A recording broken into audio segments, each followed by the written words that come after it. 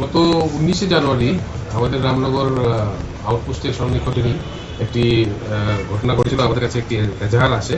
শ্রীমতী কৌশলী দত্ত উনি কমপ্লেন করেছিলেন। উনি অ্যাডভোকেট, ওনার হাজবেন্ড শ্রী ভাস্কর দত্ত উনি রাত্রিবেলা বাড়িতে যখন ছিলেন তখন উনি দেখেছেন যে ওনার বাড়িতে একটা হামলা হয়েছিল, একটা চুরির ঘটনার চেষ্টা হয়েছিল। তারপরে চুরে ওনাকে জখম করেছিল। পরবর্তী সময়ে উনি হাসপাতালে চিকিৎসা নেন। তো ওই অভিযোগ বলে আমরা তদন্ত করতে নামি। তারপরে আমাদের কাছে আরেকটি অভিযোগ আসে। কৃষ্ণনগর এলাকাতে শ্রী সুমন নাগ ওনার বাড়িতেও 19 তারিখ রাত্রেবেলায় একটি চুরির ঘটনা হয়। তো সেইগুলি আমরা তদন্ত নেমে আমরা এই চুরের দলকে আমরা ধরতে সক্ষম হয়েছি এবং সমস্ত যারা চুরির যে যারা প্রপার্টিসগুলি আছে, স্টোরের প্রপার্টিস, আমরা এগুলি রিকভারি করেছি।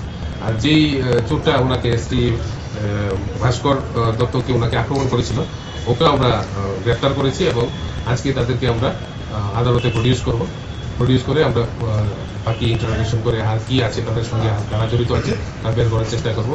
মেনলি হচ্ছে কি এই চোরগুলির নাম হচ্ছে, একজনের নাম হচ্ছে নাজমুল মিয়া।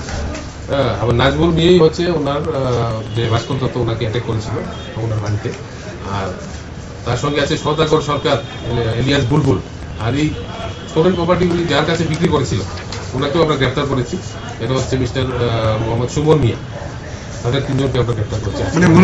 চুরি হয়েছে এবং কতজন চোর আটক করেছেন? চুরি হয়েছে তো চুরির চেষ্টা হয়েছে একজনের বাড়িতে, ভাস্কর দত্ত যে ওনার বাড়িতে। আর চুরি হয়েছিল সুমন নাগের বাড়িতে। তার তো চুরকে আমরা ধরেছি এবং চুরির সামগ্রী যেগুলি আছে স্টোরেন প্রপার্টি এগুলি আমরা উদ্ধার করেছি। কয়জন চোর? এখানে দুজন চোরকে আমরা ধরেছি আর একজন হচ্ছে রিসিভার অফ স্টোরেন প্রপার্টি, যার কাছে নিয়ে গিয়ে ওরা বিক্রি করেছিল। এবং আমরা এই চুরের দলের অন্য গ্যাং মেম্বার যারা আছে তাদেরকেও আমরা শীঘ্রই গ্রেফতার করবো। এবং ওরা একটা গাড়ি থেকে ব্যাটারিও চুরি করেছিল, সেই ব্যাটারিটাও আমরা উদ্ধার করেছি। মূলত সুমন মিয়া যে এই জিনিসগুলি কোথায় থেকে উদ্ধার করা হয়েছে? সুমন মিয়ার কাছ থেকে আমরা উদ্ধার করেছি। ওনার বাড়ি বা কোনো বাড়ি থেকে আমরা উদ্ধার করেছি। বেসিক্যালি আমি আমার অফিসের কাজ সেরে বিকেল 3:30 নাগাদ, 3:30 নয় 3:10-15 হবে আমার বাড়িতে ঢুকেছি। ঢোকার পরে রান্নাঘরে ঢুকলাম, বাথরুমে যাবো। তখন বাথরুম থেকে ফেরার পথে দেখি সে রান্নাঘরে ঢুকেছিল। তারপর বেরোনোর চেষ্টা করছিল। তখন ধারালো অস্ত্রটাতে আমাকে যে মতো ওকে একটু বাধা দিয়েছি বেরোনোর জন্য, সে আমাকে কন্টিনিউয়াস এই অ্যাটাকটা করে দিল। কয়জন ছিল? আমি একজনকে আইডেন্টিফাই করতে পেরেছি।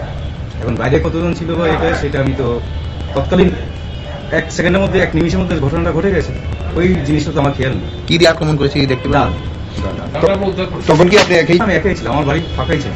তো যেই তো প্রবেশ করেছিল, এটা একটা ভেন্টিলেটারের মতো ফাঁকা একটা জায়গা ছিল। ভেন্টিলেটার ওই রকম একটা ছোট্ট ফাঁকা জায়গা ছিল, ওইটা দিয়ে এন্ট্রেন্স নিয়েছে। হাসপাতালে কিভাবে গেলেন? হাসপাতালে আমার বাড়ি খেয়েছিল, বাড়িতে যে সামনের দিকে ছিল। তো মহিলাকে আমি ডাকলাম, নিজে গিয়ে ডাকলাম। তখন ওই মহিলা আমার মিসেসকে খবর দিলেন। তখন সবটাই এটা সিনক্রোনাইজড হয়ে গেল। ঘটনাটা কবে হয়েছিল? 19 তারিখ বিকেল 3:30 নাগাদ। এই কয়েকদিনের মধ্যে এটা তো ধন্যবাদ ওদেরকে এবং ওদের এফিসিয়েন্সি আমাদের দায়িত্ব দিতে হবে, একটা অ্যাপ্রোচ দিতে হবে। আপনার নামটা কি বললেন? ভাস্কর দত্ত।